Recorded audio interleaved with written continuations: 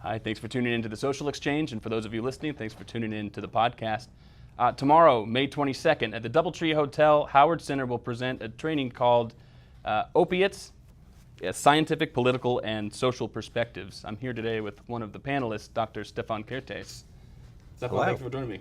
A pleasure to be here. Okay, Stefan, you told me a good way to say this ahead of time. I want to make this the one thing I definitely get right. You're a physician in internal medicine and addiction at the University of Alabama in Birmingham. Yes. Right? Is that a good way to say it? Mm-hmm.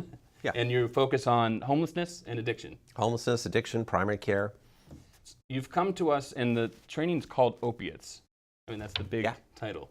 I suppose, and you're going to be on a panel with Sally Sattel, Carl Hart, and John Brooklyn, our local hero here.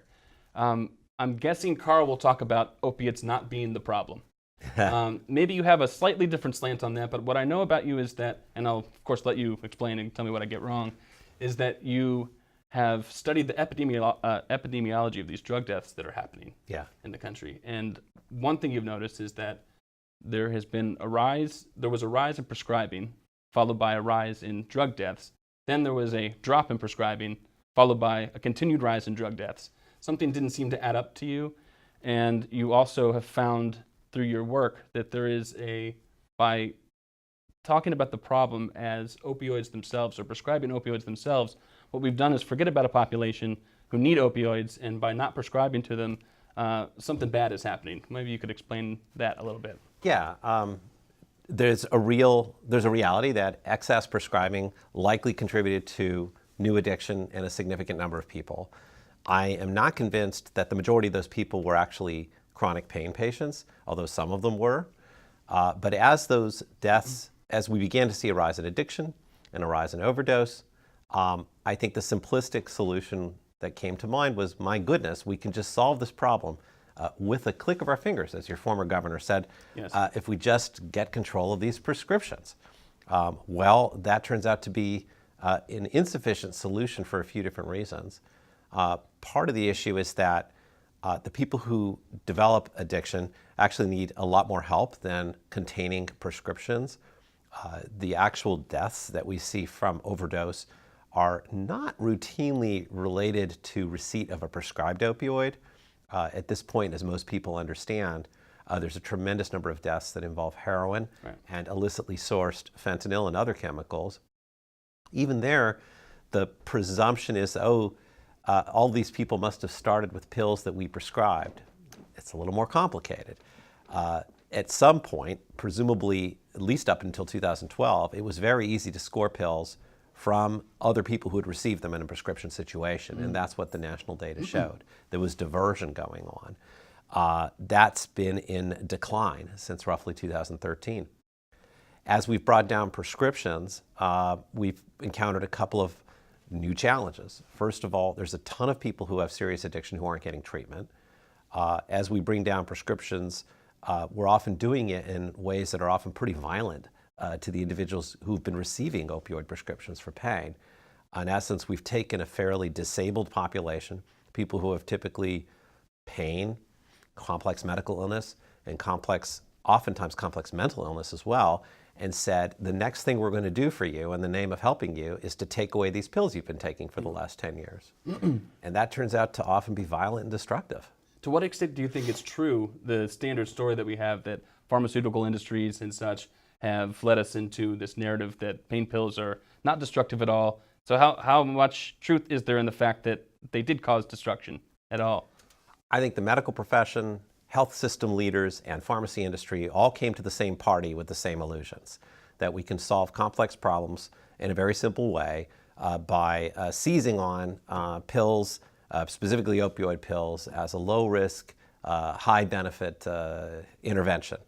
And that strikes me as having been all along a collective delusion from which pharmaceutical companies were only too happy to profit, but everybody else participated in this delusion as well. The problem with simplifying any human situation down to one thing is that it really feeds our lust for simple solutions.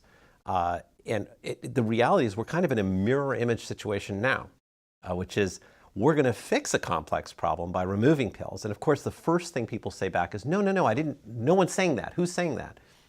Well, of course, there's always a sort of a bow or a nod to addiction treatment, but the action that follows that in many parts of the country, maybe in certain ways I see Vermont as one of the exceptions, which is why I'm so excited to be here. But the actions that follow are often lacking in terms of caring for people with addiction, people with pain, and people with complex combinations of both. I'm lucky. I'm a guerrilla journalist, so I don't have any ties to anybody where I can't say this. In Burlington and in Vermont, there is a big emphasis on let's get rid of opioids in general. Let's prescribe less. I guess that's probably ubiquitous in the country. They're good people. It's not, and they're wise people. It's not like these are people who say, let's do what kills more people. You know, it's just not. Nobody thinks that. Well, I was talking to Stanton Peele yesterday. He's my colleague, and I mentioned him to you before when you were on the podcast. Yeah. And he has it. You know, for 40 years he's been trying to talk sensibly about drugs. And I mean, it was more of a therapy session when I was talking to him. You know, because he was saying, how are people? You know, do they just want people to die? Obviously not. No. But how do you think people reduce dissonance when? How is it that we still stick to that standard story that it's opiates causing the problem? To prescribe fewer opiates, fewer people will die, fewer people will suffer. I mean, in part, there's a truth, right? Opioids work in part because they provide relief emotionally, and pain itself is an emotional experience. The problem with that kind of effectiveness is they also entrain dependence. So there's a core truth that for some people, the dependence that they develop is going to be a harmful one for them. They're going to wind up obsessed on obtaining that kind of relief, not just for whatever was the physical injury, but for the emotional ones. So a lot of people sense that there's something that's complicated that's going on, and they feel like that maybe isn't the optimum solution. And in that way, they're basically right. So the other side of this, though, is that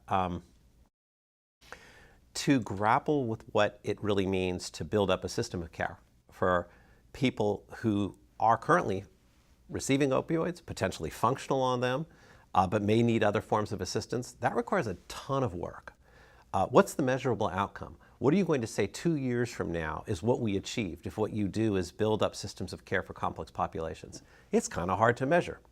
On the other hand, if you can show a reduction in prescriptions, it's a countable outcome that looks very good and feeds into an extremely appealing narrative, which is the pills came along, the pills were pushed inappropriately, we fell for the pills, we got rid of the pills. The only thing you need to not care about is human outcomes. And as long as you can set aside your concern for what happens to actual people and whether they live or die, it's a perfect narrative. That's powerful. Yeah. And unfortunate. It's unfortunate because actually people are dying as a result of what we're doing.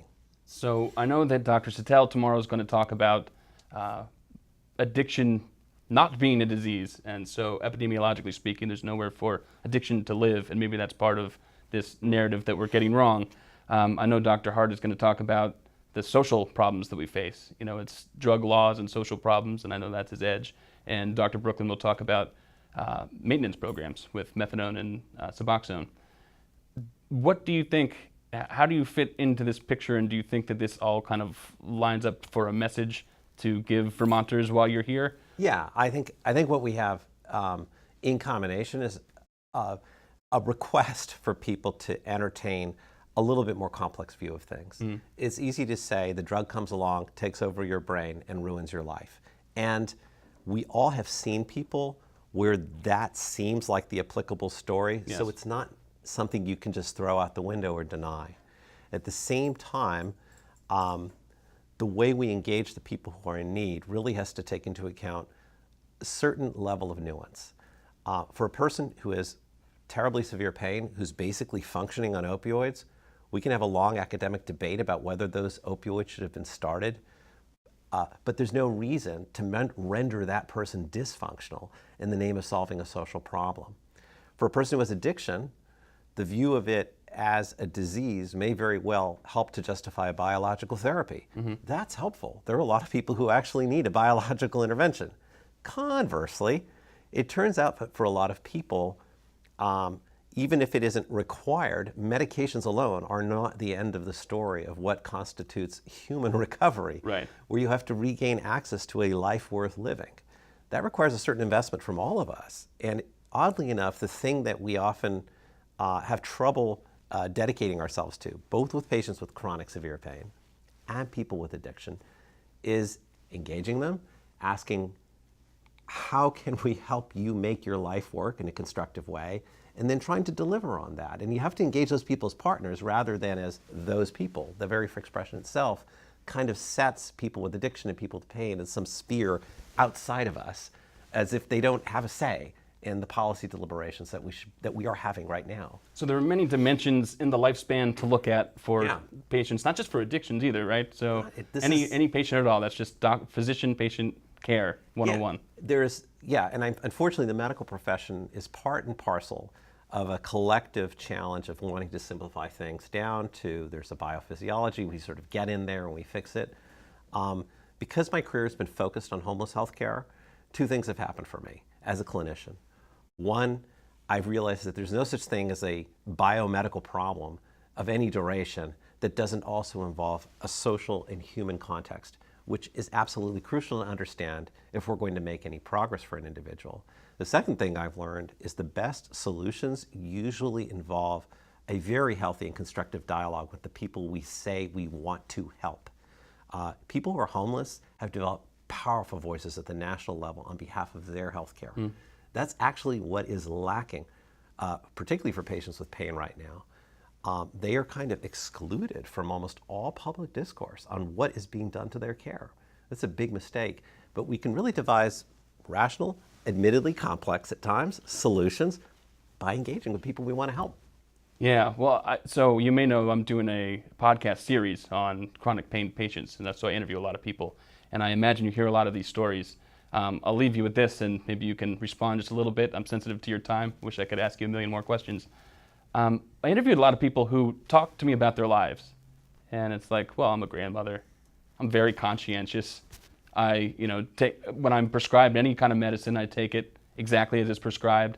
And some people who say, well, I just wanted a couple opioids to get me through till a surgery that I was going to have. And no one would give them to me because that looks good, not prescribing. I was in so much pain that I had to make a decision, and my two options were, well, should I end my life or should I go get drugs from the street, which, as you have documented very clearly, and I'm sure we'll hear about tomorrow, are less safe than ever. Yeah. And so perhaps that's killing more people. Is there a way that you think that people could a little bit easier engage with those kinds of stories in a way that they should, knowing that they're anecdotes, not data? Right now, first of all, those anecdotes are ubiquitous. My inbox is filled with people facing those exact choices, letters, cases I've observed, etc. Right now, physicians, as the prescribers that our society allows to prescribe opioids, they're under extraordinary pressure. There is no agency saying that they have safe harbor to prescribe, and they feel under extraordinary pressure. Normally in medicine, what we want for doctors or other healthcare clinicians to do is to make decisions based on an evaluation of what's most likely to help a patient with consent based on evidence.